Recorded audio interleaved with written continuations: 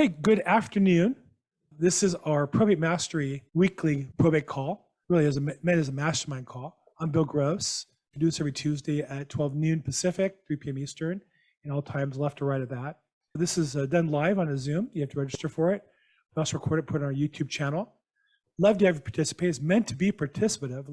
This is really about answering questions and working together. It's more of a mastermind. I do some coaching for Chad, to be honest, for your full disclosure, but in reality, my primary job is I'm a real estate broker, selling houses in the state of California, as well as building a national probate team. And so a real estate team. And so I'm a practitioner. I'm on here to learn myself. I'm here to mastermind and work with you guys and help me build my business to be more successful and be able to serve my clients better, and hope to help you guys do that today as well. Love to have you participative. If you have a chance in the chat box, you should put your contact information, your name, what state you're in, and contact info. And if you put in if you're a real estate agent or an investor, and that way us realtors can reach out to investors and you investors can reach out to real estate agents, and we can work together. Because I do think in probate, I use what I call 2 bites of the apple. If I'm working on some business and my partner's an investor on the same data or same market, we share together. 1 + 1 can be 3 or 4 or 5. So we really want you to work together. So feel free to put in the chat box always in any Zoom call your contact info, but in particular, put down what your primary focus is. And like many, I'm a realtor and an investor, but my primary business all day long is as a real estate agent, though I do invest in real estate as well. So feel free to put down your information, what you do there. And before we start, I just want to share with you kind of something that I picked up this week myself. I'm going to share with you that I think is important to what we're trying to do together here, which is I was watching, some of you may know Gary Vaynerchuk. And he is, I think, the probably expert on using social media to market businesses. Now, really, his primary market is larger than us real estate agents. Generally, it's more, his customers tend to be large national influencers and up to Fortune 500 companies. But the principles are the same. And so I listen to watch a lot of what he has to say. One of the things he talks about all the time, it's really important, and I think I wanted to just say that in this call here, is regardless of what tactics you use, what niche you go after, probate being a great one, regardless of what tactics you use, if you use direct mail or social media or use ISAs, do phone calls for you, or you cold call, regardless of tactics, you've got to do the work. In order to build a business, at the end of the day, there's some work involved. And that's what you need to do to build the business. And so I think oftentimes in this call, one of the things I find is people who haven't done the work will say, well, what should I do? Should I call this list? Should I call that list? Should I call this one? And I think that my answer, and if it sounds gruff, it's because I'm not really selling anything here other than I'm inviting you to engage in a business that's been so good to me and my family. I would love you to be successful, but there's no pathway there without rolling up your sleeves and getting to work. And we can spend a lot of time on perfecting the direct mail and perfecting the phone calls, but all that's going to generate more phone conversations. We might as well start while we're working on that to get better at the work, which is talking to people, engaging with them, and have them choose to do business with us, either to sell the property or to choose us to sell it for them. So I wanted to kind of flavor everything I said today. And I think as the market is changing, and I would say, of course, real estate's a national market with a lot of local differences. I'm in Los Angeles. In our market, we went from a red hot market to a good, strong market still. By comparison, it slowed down. But in reality, based on my career, this is still a great market to sell houses in, great market as an agent to do business in.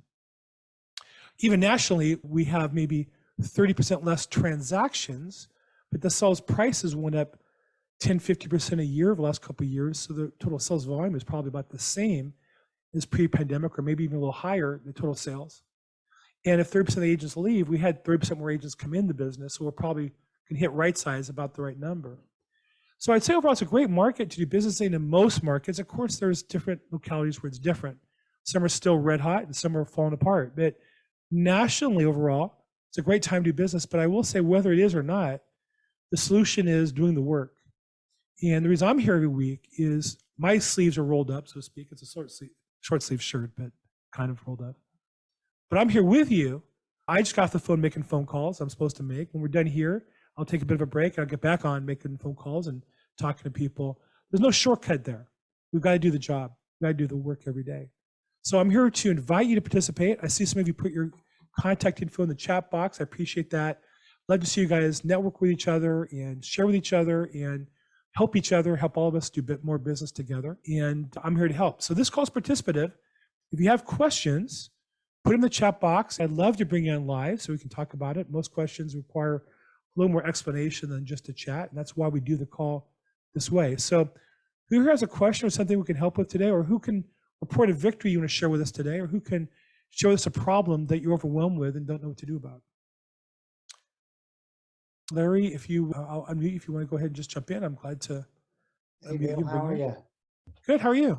Yeah, awesome. Hey, so I took you up on, I did earn a couple of weeks ago, and your approach really resonated with me. Thank you. So I hit the courthouse, went to probate court. We have 2 courts here in the county I'm in, and I found it to be pretty fascinating, actually. And I was curious. Yeah, I know that your goal, you said that you wanted to meet you wanted to average 1.5 contacts, but in the context of court, with it to being the attorneys and their clients, in those, once they're done, they step out and their private conversations. How did you find the segue to talk to the attorneys or the litigants, if you will, or the petitioners, or the what have you? So I was kind of curious. I mean, I kind of stumbled into some conversations and I think I made it work, but love to hear how you approached them. Yeah. So I think that as a Larry, are you a real estate agent or investor? I'm primarily a real estate agent. I would take a swing at a deal if I felt like it was the best thing for everyone involved. But primarily as an agent, I think that's an easier path for me. And remind me, where do you do business? Dallas, Texas. I was just there last week, by the way. Love Dallas. Yeah, and my good friend Bart Gurley told me you were there, and I went, oh darn, you were right down the road. I could have seen you, but yeah, it was fun. We were at what's that thing called? The Build. Yes, in Grapevine. That resort was amazing. Gaylord. Yeah. Yes, wow. Sir. Yeah. You guys do things big in Texas. Yeah, that's a cool place, isn't it? It was fantastic. Yeah, see it at Christmas time. So just for those who are listening, he's referring to within Chad Corbett's Probate Mastery program, he has a second level program called Earn. So you really have to take the first one, Probate Mastery, which is more the overview of probate and the basics. And then Chad put together a program called Earn Attorney Referrals Now as a secondary level or additional level for those who want to continue. And in particular, want to focus on getting referral business from attorneys, which was my particular business, but also others as well in the team. And the program includes some attorneys, includes some agents, and I forget how many modules it is, but it really goes into that in detail. In that, I share my particular path. When I took Chad's training, he challenged us to go to court. Now, this was not in the Earn program. This was in the basic probate. He just said, you should go learn and see what it looks like. And I thought, well, that makes sense. I know where the courthouse is 30 minutes from me. I used to go there as a kid. My father was an attorney, so I'd been there. And I went. And I for me personally, I could just smell the money. Like, there was just business going on there. There's all kinds of people, and a lot of them were in suits, and the ones who were in suits were dressed really nice, and they're all talking about real estate. And I didn't really understand what was going on in detail, but there was just a lot happening. A lot of people were there. And so I went there the first day just to watch and learn. And I was fascinated. So I came back a second day, and I came back a third day. And I said, well, I'll just stay for the rest of the week. And I ended up actually going for an entire month. And I was taking detailed notes. After a while, I saw mistakes that agents had made. And then I made another list of what the solution would be to that mistake. And so I made a list of, and I've been adding to that throughout my career. It's in a Google Doc I have, but about 49 mistakes us agents make when they were selling properties. And then obviously the solution to avoid those.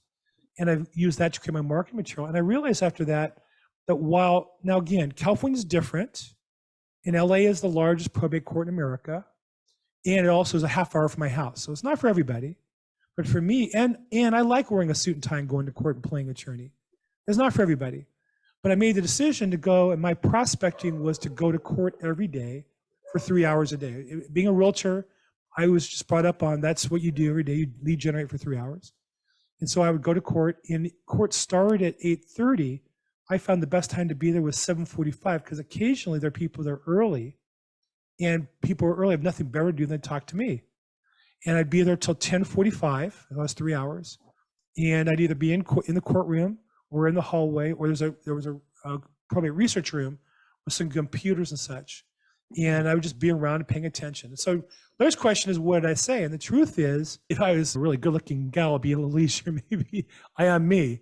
So I've developed the skill. I'm a really shy person by nature, but I really worked on the skill of meeting people, introducing myself to people. So one thing I made a decision years ago when I'm in an elevator, I always start chatting up whoever's in the elevator.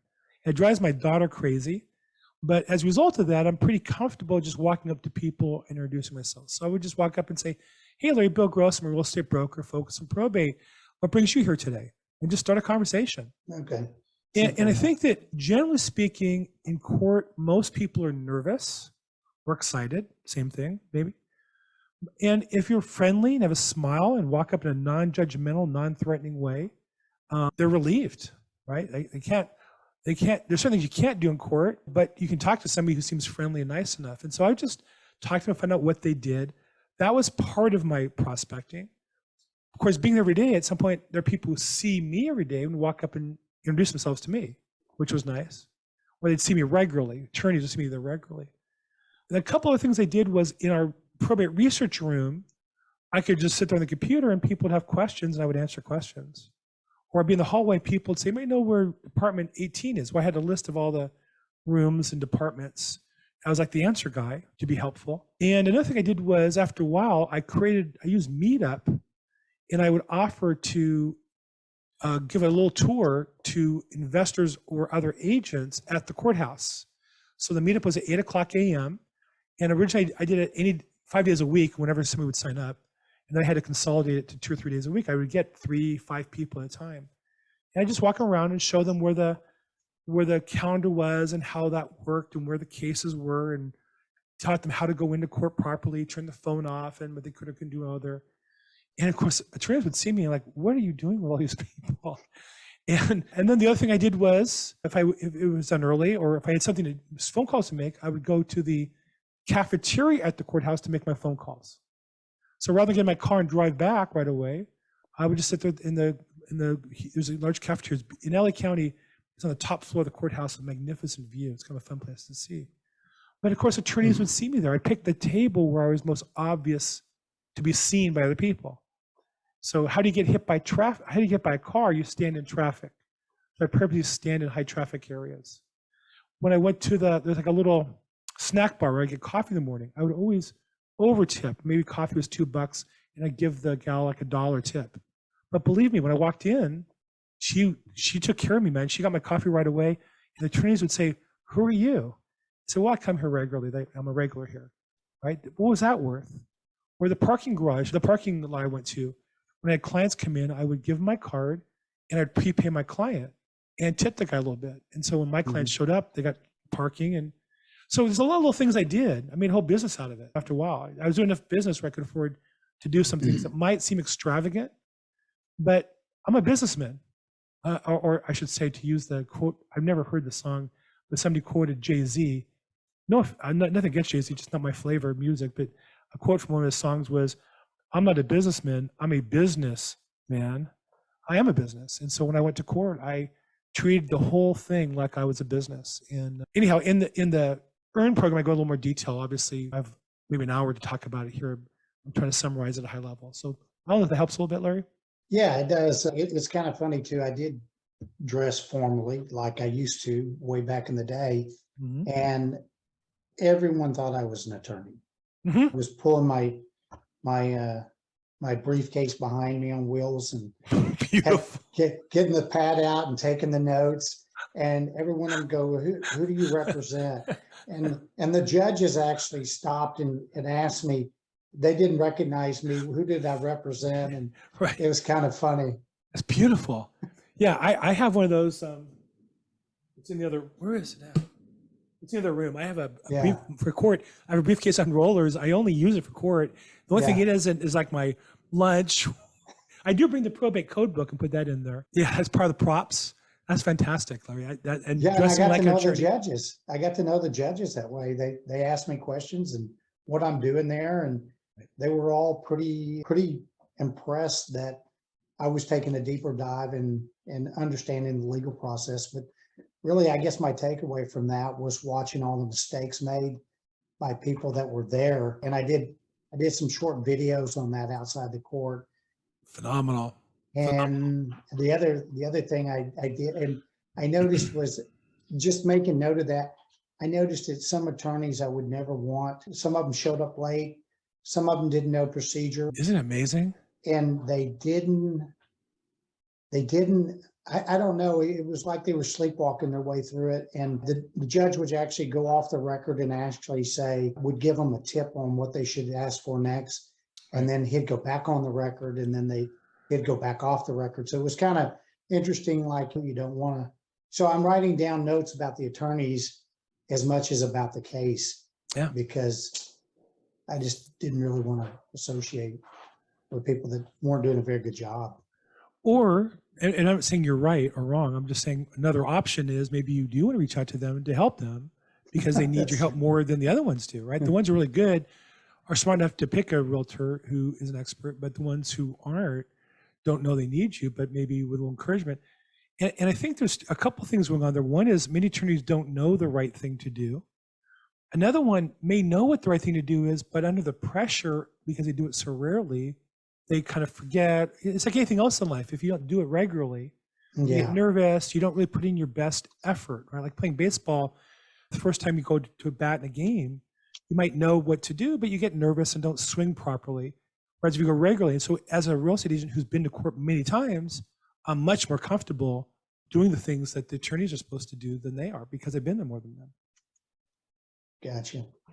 They're good. Cool deal. Hey, thanks so much. Well, thanks. Keep coming back here and sharing with us your progress as this goes forward. And I think like everything else, it takes longer than you would expect. Yeah. That's just relationships are.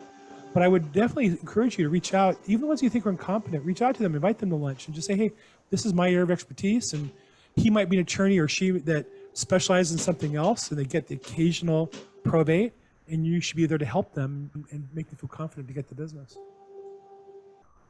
Very Great. well. Thanks so much, Laurie. Thanks, man. Appreciate it. So Terry says, earns comprehensive for sure. It was long. I'm embarrassed. I'm a section of that, which I did myself, but there were, I don't know how many other sections, there were 8 or 10. And in the chat box, I had to admit on the Facebook group, I hadn't finished it. The chat was on me a little bit. It took a lot of work to get through all the material. It was very comprehensive. It was very well done, I thought. And Terry says that their experience is the attorneys need backup from agents to get the whole job done. Terry, do you want to jump in here? Maybe I agree 100%, but I'd love to hear I can talk for hours on this stuff personally, but maybe do you want to come in and share kind of like a little more details of what you see that you real estate agents made? Okay, what I was talking about, I had a client who made an offer on a probate property, so I ended up in court while the thing was being bid because it required court approval.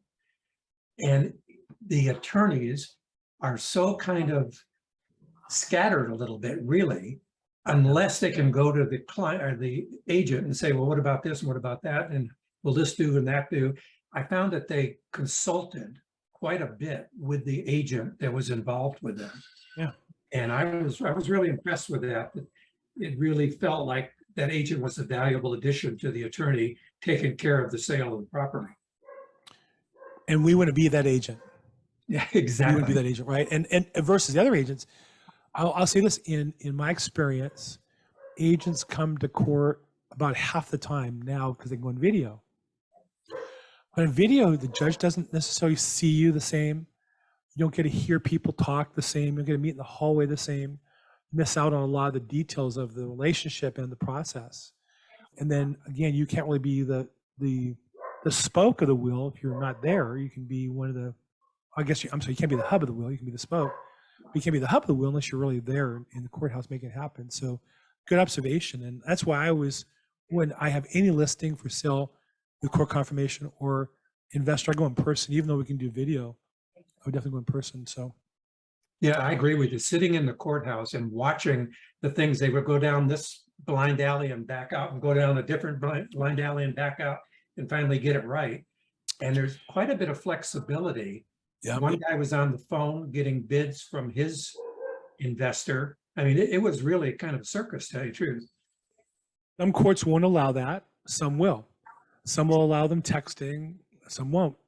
So all these rules now of virtual. I won't say all of them, but a lot of the rules are not really decided by law or even by local procedure, but the judge kind of on the spot kind of makes some decisions in how you handle it. And what I find is if I'm there and if the judge has seen me before, or I create trust in the judge that what I'm doing is right, I can get away with things that other people can't. I'll give you another example. The bailiffs don't want you to text while you're in the courtroom, but I have a list of the cases and I'm taking notes on what's going on when I'm there. And I've shown the bailiff my iPad. I say, look, I'm just here following the case. It has my notes on. Oh, okay, that's fine. They don't want me texting other people. Now, truth is, I'm also texting other people, but I do it in a way that everything's silent. My phone's turned off. I'm not going to make the bailiff look bad. That's the key. He can trust me that I know the rules and procedures. So there's a lot of things you can get away with if the court, the judge, or the bailiff, or the person will have trust in you, and you can earn that trust by being there. Anything particular you saw that the attorney needed backup from that you can share? I know for me, sometimes it's the preliminary title report I have with me, an estimated net sheet I have with me. Anything in particular that you noticed that the attorney needed help with? Or just in general, the bidding? Terry's muted. Let me see. There you go. No? Okay, I think he's off. We'll take him off. Okay, good. Other questions? Who else has a question? A lot of cheering for Larry. Very nice, Larry. Other questions? Raise your hand, either if you want to put it in the chat and the app in Zoom, you can raise your hand. Or, there's Larry again. Yes. Let me ask you to unmute. There you go. Oh, okay, back again. I want to charge you double, Larry. Okay. Yeah, well, I'm going to get the most I can out of my hour. Okay. So Chad talks about he likes to introduce himself as just Chad. He's not Chad, the real estate agent. He's licensed as an agent or an investor. And the question became when you mail out a piece of information to a prospective seller or buyer, in this case, if you're approaching probate leads, are you required to disclose your agency or your affiliation or your being a broker when you're sending out letters to these executors? Is that required? Or do you want to be able to stay low key like Chad, and he's just Chad reaching out to tell you about the professionals he has in the community? Well, first of all, I'll say laws like that vary by state and by company policy. And then I'd say second, depends on what your ad says, right? So if you're offering to represent somebody as an agent, you have to identify yourself as an agent. And in most states, that means you have to identify your brokerage and your license number and things like that. If you're reaching out to them as a prospective investor to buy the property as the principal, there's no such requirement if that's really your intention. If your intention is to be deceitful, I'm going to approach you as an investor, but I'm really just a realtor, that's a different, or the opposite, that's obviously a different problem. So I would say the laws vary and brokerages vary and the rules vary, but in general, I would say that you need to do what's best for you. I'm not looking to invest in the properties that I represent in my area, though occasionally there is one I want to buy and I'll flip it and make money on it, but that's not my basic everyday focus. And other people are different. So I would say that's kind of an individual question. And I know in my case, I work for one of the large companies in the country. We have brokers. I have to run by them for approval. So it depends on what you're trying to do. Yeah, that's a good idea. Okay. Okay, good. That's it, buddy. Thank you. All right, thank you so much. Okay, let's see. John, you have your hand up. Let's get you unmuted and add you in here. Yep. Can you hear me? I can hear you. Good. So I met with my first attorney, and that was a really productive, encouraging meeting.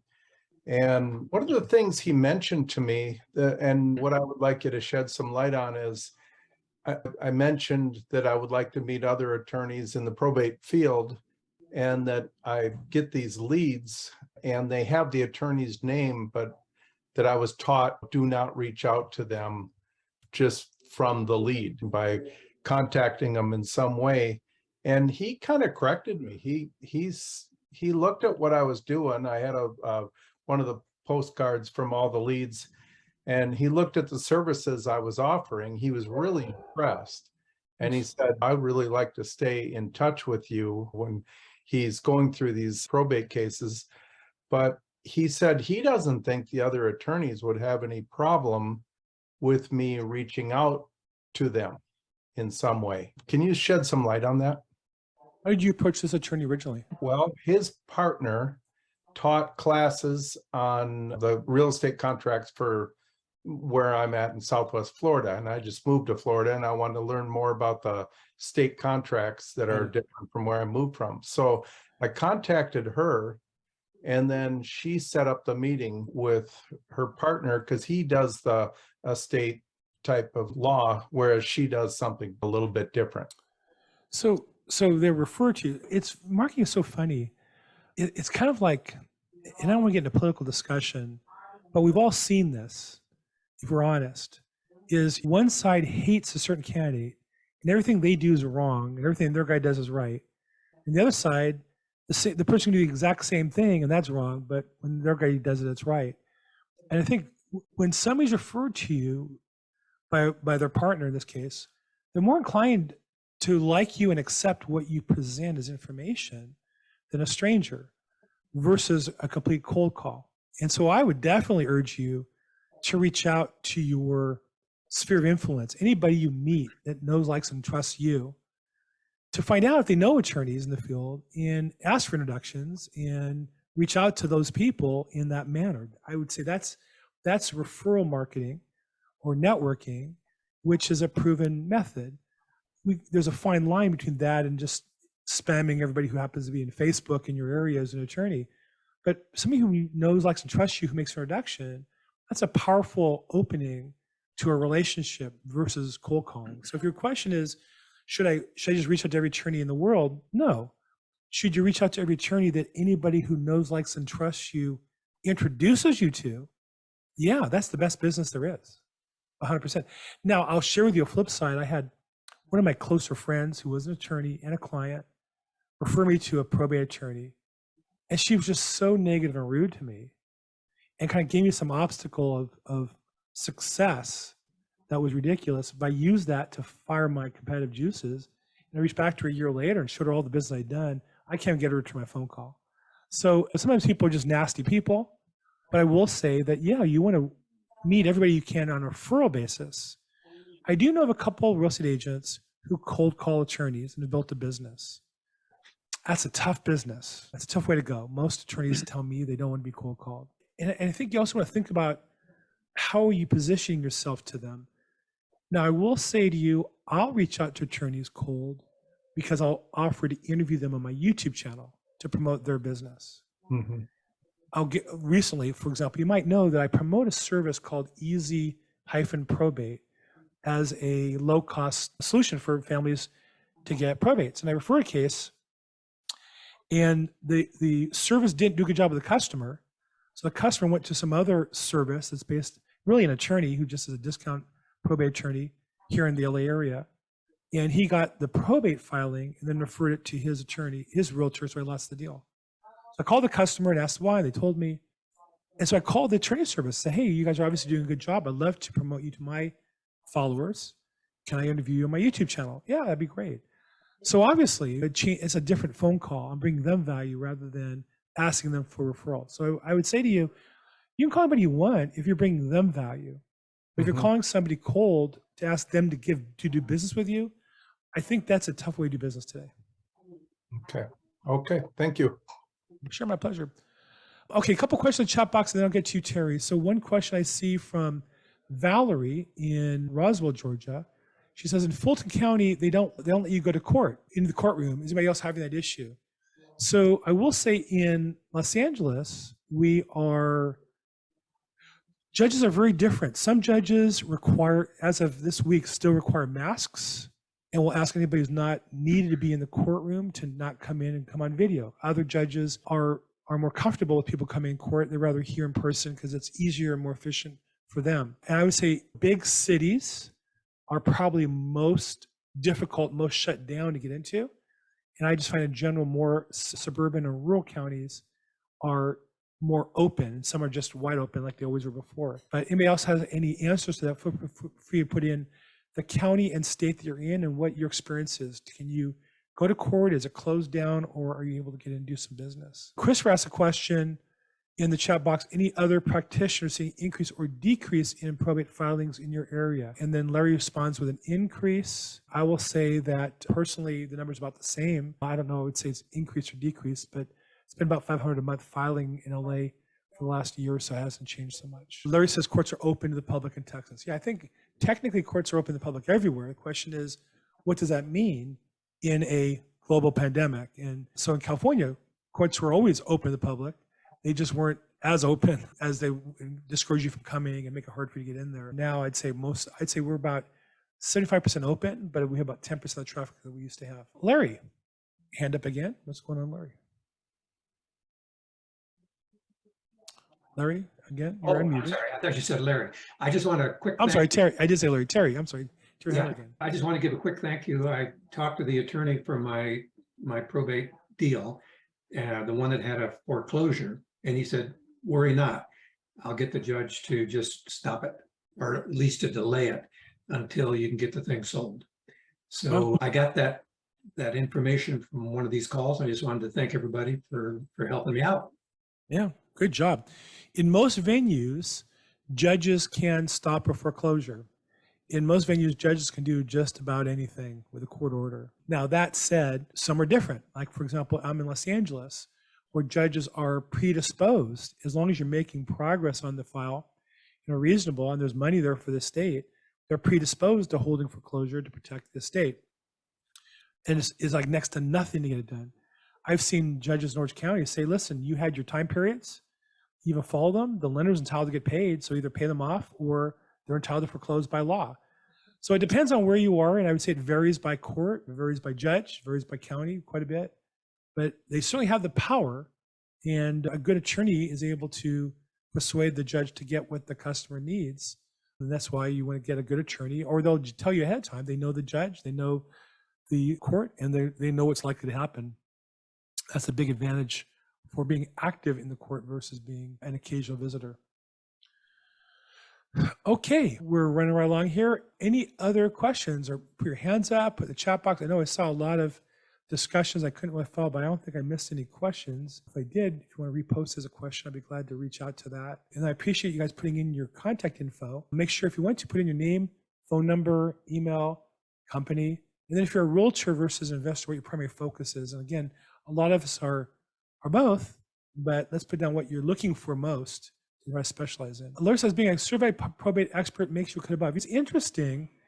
Recently, I had a petitioner say that the attorney was asking for a different designation by name. And it's just interesting to me that they would reference by name. Maybe it's because the realtor they work with was through another company. To me, clearly inferior, though I happen to have that other designation as well. Clearly inferior level of education, clearly less continuing education, clearly less powerful resources like this mastermind group. So I don't know that a judge make a difference on, an attorney make a difference on which designation you have. I think it's important, the designation is important as an opening.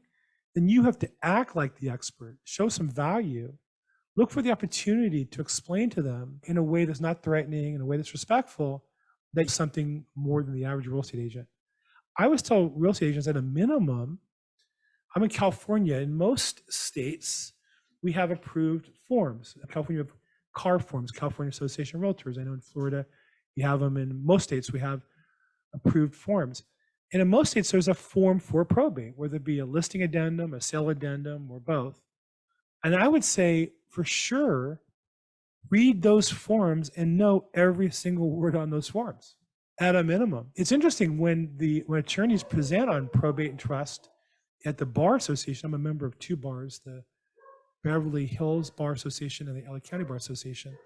And for continuing education, they'll have attorneys talk about the new CAR forms that come out about probate. They just go through the form and read the paragraph by paragraph and explain what it means. And by the way, they're written in plain English.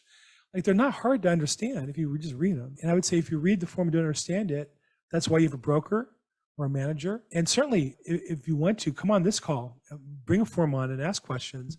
That's what we're here for, I think also. So I would say at a minimum, master what's right in front of you, which should be the forms you have to use. And I also would say, make sure you know the requirements if you're a realtor in your multiple listing service. It is amazing to me. I subscribe to every listing that comes out in my MLS that has probate.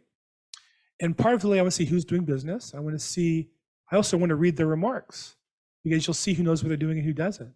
The people put the remarks that should be for the agent in the consumer section. Their agents put the consumer remarks in the agent section, where agents who just make up stuff. They obviously don't know what they're doing. And to me, that's a clue to take a look at the listing and see if it's a good deal for us. So at a minimum, I'd urge anybody in real estate to get your competitors' listings in the MLS and read through them. You'll learn a lot, and also learn the right way to input listings for probate. There's different ways. Is it a keyword, or is there a check mark, or how do you do it? And as a real estate agent, I always teach the agents on my team, you pay a lot of money to be an MLS member, but a lot of it goes to the support. Feel free to call your MLS help desk and have them walk you through what you would do for a listing that's in probate for your MLS, because they vary by MLS sometimes, and then the data gets merged together statewide or nationally. But definitely for free, I would print out the forms and read them, and for free, I would do a search in every probate property in the MLS and look at those remarks carefully and see who's doing business. Okay, no hands up, no questions. I think I covered everything in chat box. Kat, unless you see something I don't, we can wrap it up. I mean, I'm not here to waste anybody's time. ProbateMaster.com is the website where you can go and learn, get the probate training. There's a lot of free material there. I would urge you guys all to take advantage of what's free. I always tell agents who ask me, should I take this training or that training? I always say, take advantage of what's free before you do anything else. Let's see, Roger Baldwin, I see your hand up. If we can get your camera turned on, that'd be great. Start your video, there we go. Bill, How can we help you? I just wondered, when you take on a client, and for instance, if you are going to have expenses such as small expenses, and you want to make sure that you're covered as far as getting reimbursed for your expenses down the line somewhere, and it doesn't involve selling real estate necessarily, do you have some sort of contract with the client at that point that would cover you? And if so, how do you go drafting something like that? Good, and great question. And I would say anybody here on the call who advances money or spends money on behalf of clients, feel free to jump in and answer as well. So I think the first thing I would say to you is I'm a business, right? So I Right. make good business decisions.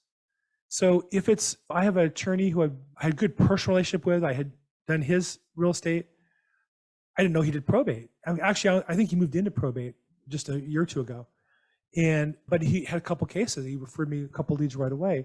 So one of the cases I advanced quite a bit on his commitment that I would get paid. And that was a business decision I made. I've never had a customer sign anything other than email promise to pay me out of an estate or an attorney. Right. And I've probably advanced as much as probably $12,000, $13,000 on some cases. I've advanced money on probably 10 or 15 different files. So I'm not saying that's right. I'm saying that's how I do business. I rather keep it simple. Right. And I do make a really good income. And at some point, maybe I'll have a bad expense write-off. Right now, I have about an $800 invoice on one client who I have a written agreement to repay, and it's just dragging on, but they want to wait till they distribute funds at the end. I'm okay with that. It's not how I want to do business, but I've gotten another referral from the attorney. So again, that's a business decision I make. Anybody else have any input on that on their own? I'd be interested in your input. But I didn't notice you waiting until the funds are dispersed to get paid, but I just want to make sure I get paid. That's all. well, sometimes most I get paid when the house sells. Right. That's different. That can be a few months. That can be years before disbursement of the probate. So every situation is different. Generally, I want to get paid when the house sells. I feel like that's my job, and I'm going to help them sell the house as part of what I'm doing. But I'm entitled to get paid back at that time. And I don't advance it out of my own pocket. I get paid back through the estate. But I also feel like that's part of the service. It's kind of fun. if I was to be honest about it, I kind of like doing it. Should I have a whole written form and update? I do use PayPal to invoice, and I send it to the client and to copy the attorney. I don't know how legally binding that is, but that's what I do. So it makes it easier for them to pay me. And I might lose a little bit on the credit card if it's a credit card. But again, I'm looking to get paid through the real estate sale. So most of the time that's how my money comes back. So, but I've learned right now that I closed the house 4 months ago, and we put stuff in storage, and the bill's about $350 a month. And he has me pay the bill, and then he reimburses me. He's done this every month now for 4 months, and I'm glad to do it. It's an excuse to be in touch with the attorney on a regular basis. It's not Right. ideal, but again, I'm a business, and I'm making my business decisions. I'm really interested to hear anybody else make their own business decisions on this subject. Does that help, Roger? Yeah, that's kind of where I'm at, but the midstream, it kind of took change because they were waiting to get into the safety deposit box. There was no will up front. And then all of a sudden they open the safety deposit box after a few months and find out there is a will, and it says something different. So Oops. now the heirs have decided they're going to hold on to the house, which I'm fine with. I have no issue with that. I'll still keep performing as I'm performing, but I just want to make sure that I don't get shut out in the end. That's all. One of the reasons why in fact, I think I mentioned you guys, I'm launching a series. It's going to be Wednesday mornings, 8:30 a.m. Pacific time. I'm going to do it. I've written out about 15 weeks on how to use Probate Advance as a tool for business. And if they don't yet have their authority, I'd rather use a Probate Advance to get attorney's fees and a lump sum of cash, and they can use that to pay those kinds of expenses typically. So that doesn't mean I wouldn't advance them a couple $100 for something. Again, it's a business decision, but I'm saying that's just me. I have a very good relationship with a personal representative, and I've been working with her for about 6 months now. And I have total confidence in her and the fact that she'll be willing to pay, reimburse me for my expenses. I've been providing her the receipts and things like that. And we've been in agreement on everything that's taken place, but she's 1,200 miles away. So I've been doing quite a bit for her and Nice. helping her out. So I guess I should feel confident in the fact that I think she'll be fine with paying for my services and my reimbursements. Yeah, and again, I think those are business decisions you have to make based on your relationship and what you want to do, what you like to do. Some people hate advancing money and doing all that stuff. To me, it's a source of pride. I remember one of these calls Chad was on, and somebody was complaining about how much they did on their file. And I said, as they were complaining, I just made a list of all the different things I did on this one estate. I think it was 11 different vendors I'd advanced some money for. But for me, that was a source of pride. I was glad to do it. And it made me feel, my petitioner was in a nursing home in, I think, Pennsylvania, destitute. And we sold the house and got her hundreds of thousands of dollars to change her life. So I felt really proud to be able to do that. Right. Great. Roger, thank you so much for jumping in. Thanks. Question from Vince: would you suggest an umbrella name for your probate support company? Since you're basically a general contractor, does that make sense? Vince, let me ask you if you're available to jump in here and maybe we can talk a little bit about this. Let's see here. Yeah, I'm here. How you doing? So I'm doing laundry. How you like that? Okay. So is this something you're doing now and helping in these, or are you just asking kind of theoretically? Basically, theoretically, you're coming together, or you're putting together a series of subcontractors, if you will, to take care of specific things for an estate or for an executor or whatever. Mhm. And I'm not embarrassed to say I'm a realtor, but by the same token, there's a certain amount of resistance to that. So if it was ABC probate support, I'm just wondering if that would have maybe more market acceptance, because then, like I said, you're basically bringing together these contractors. If you get the listing, that's wonderful. You're the realtor in this group of people. And I'm not ashamed to say I'm a realtor, but I just feel like I'd be maybe one part of a big machine that way. So I label myself as the LA probate expert. And I don't, of course, I'll tell people I'm a broker when I need to and such, and make the appropriate disclosures. but I have more emphasized being an expert in probate. And oftentimes people confuse me with being an attorney or being something else I'm not. But as far as the branding, I think everybody has to have their own.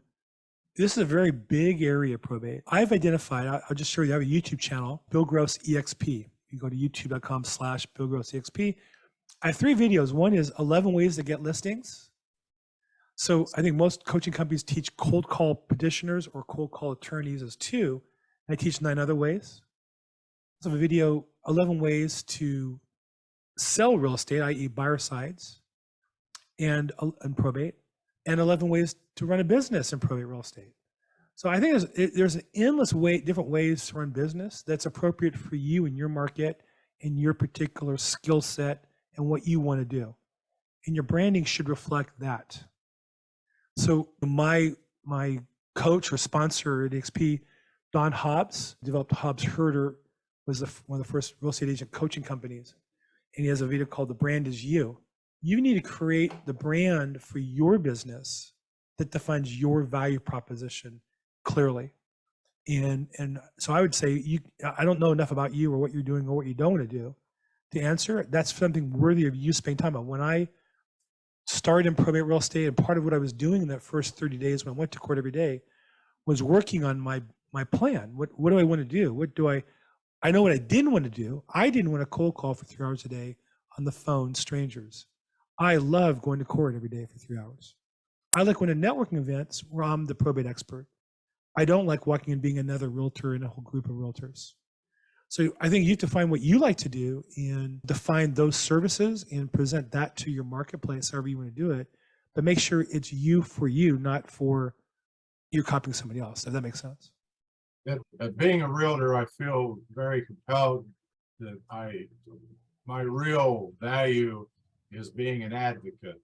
And with all these other things going on that's been mentioned, you personally buying a property and so on and so forth, that makes me a bit nervous being a realtor. That's too fine a line that I feel like I could fall off the edge of.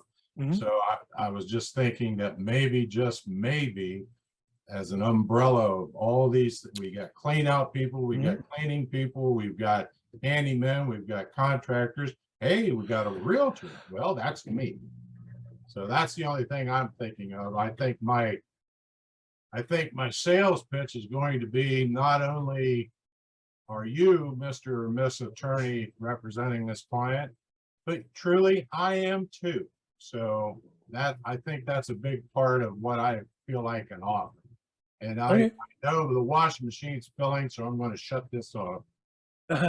Well, again, I would say that sounds great if that works for you, Vince, but just keep in mind for everybody on the call, there's different ways to skin the cat, and we should all make sure we use the one that works for us. And I know there are people who, I'll share with you, on my P&L, I have 8 different sources of income that I've made money in my business this year. There are people who create multiple businesses for each one and promote themselves as an umbrella business with 8 subsidiaries. I saw a guy, I was at an event last week where he had like 15 different businesses underneath him. And if that makes you feel good and proud, I think you should do it that way. Personally, I just rather be me. And these are multiple ways that I do business and different activities I do underneath my business. But you have to do you. And I would say there's probably no wrong answer. It's just really what fits you. A great question from Zoom user: does every MLS offer tips to understand which one is a probate? I think that I would say this: every MLS has a method to identify probate listings and probate listings that need court confirmation from regular listings. That method varies from MLS to MLS. It's more standardized in California, we're a bigger market. It's different in other states. And I've seen states where the only distinction is in the remarks or description that you're required by their MLS to put the word probate in there, so that a keyword search will pull up that term. So again, I would encourage everybody in any MLS part of what you pay for as dues is the help. And I find they're glad to help you. That's my experience, having been a member of 8 or 9 different MLSs and coached agents all around the country. Generally speaking, they're a great resource.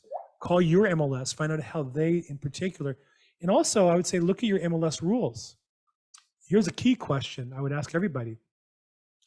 In court confirmation, for example, you list a property, then you get an offer and you accept it subject to court confirmation. That first buyer clears all contingencies, raises a deposit, you file a petition, you go to court. So in my MLS, we have an active under contract status and we have a pending status. When you have a buyer who's clear contingencies and raised deposit, is that pending? Or is that active under contract and it goes pending after the court confirms the sale? And the truth is, in my MLS, there's no right or wrong answer. When I call them, I say, well, whatever you want to do is fine. And my brokerage says there's no right or wrong answer with MLS. That's between you and them. To me, there is a right or wrong answer. To me, my job is to market the property until the court approves it. And so it should only be active under contract and then pending. My question to those you realtors on the call, what's your MLS rules? Do you know the rules? And make sure you follow them and see if other agents follow them as well. So again, I would reach out to your MLS to find out what the rules are and then find out what the procedures are in the MLS. Larry Smith says, sounds like a great opportunity to introduce probate advanced funds. When's the series start for catchment? So I'm doing one. I'm just saying personally, I'm running a series on Wednesday next week. I have to reach out to Chad and Kat and see if they want to co-promote it or we can work on something together with that. But it's just something that I'm working on because I end up answering a lot of questions in that area and I wanted to record some material on that. Frank says he calls himself a project manager as well as a real estate expert. Okay. So I would say if that works for you, Frank, that's great. The only challenge I would say to anybody is the problem is when we have multiple hats, it's difficult to clarify. I don't know if Frank, you want to jump on real quick, but I would say, how do you clarify or how do you present yourself to the market? You present yourself as a project manager? Do you present yourself as a real estate expert or both? Or when do you identify yourself as one or the other? Because for me, I found that branding is important and the clearer you can be to your prospect, the more likely you are to get a response. So, and then Kat points out in the chat box that there is 12 ways to leverage a probate cash advance, and then an interview I did with Mark Harris as well on YouTube. So they'll be in the show notes as well. So if you want to learn more about probate advance, how that works, that'll be the show notes on this call, and it's also on the Probate Mastery website. There's 12 ways to leverage that cash advance in your business. Hey, Bill, am I on? Yeah. It's Frank. Hey, Frank. Hey, yeah, in regards to the probate or in regards to the being a project manager, that comes up for me during the course of the discussion, wherever the discussion leads with the prospect. And I kind of position myself and say, well, I'm kind of like the project foreman or whatever, like I kind of oversee this team and I'm like the point guy. And so, Right. but my branding and everything is as a probate real estate expert. Okay, so I got that. So that's how you're presenting yourself once you're in the deal with somebody and what your role is and all that. And I think what you're saying also speaks to when people say, well, I don't have a team. I say, well, you do, it's you. Because if you don't have a guy or gal to do that work, you got to find one. You might have one that does that work, but doesn't do it in that area. You have to find somebody who does it in that area. So as a project manager, to use your terminology, your job is to not just have a list of people, but to constantly vet and work on and expand your list as appropriate. So, Exactly. yeah, that's our job. And again, don't be hesitant if you don't have a team. You are the team, and you got to find some way to get it done. And as Chad, I think it was Chad asked on a call one time, pretty sure it was him. It was somebody else. I think it was him. He said, if I gave you $1 million, let's say, what are you having problems finding? And say, well, I can't find a guy who does, I don't know, refinishing marble tile. Okay. If I gave you $1 million, could you find somebody to be there tomorrow to fix the marble tile? I think all of us would say yes. So just treat your business like it's worth $1 million. And that's a short version to a long conversation. So I apologize, but we're kind of at the end here. So I'm going to wrap up. In the show notes, we'll have some information on probate advances as well that will help you guys if you're interested in that topic. As always, we do this call every Tuesday, noon Pacific, 3 p.m. Eastern, and all other times that correspond. It's also recorded on the YouTube channel. It's also recorded on the probatemastery.com website. Don't forget, if you're a graduate of the program or a student of the program, great resource is the Facebook group. Probate Mastery's Facebook group is fantastic. I go there all the time to see people asking questions, answering questions, leads and such. So a great place to go. So hopefully this was helpful to you guys today. I enjoyed it. I'm Bill Gross, and thank you so much. We'll see you guys next week. Thanks, everybody.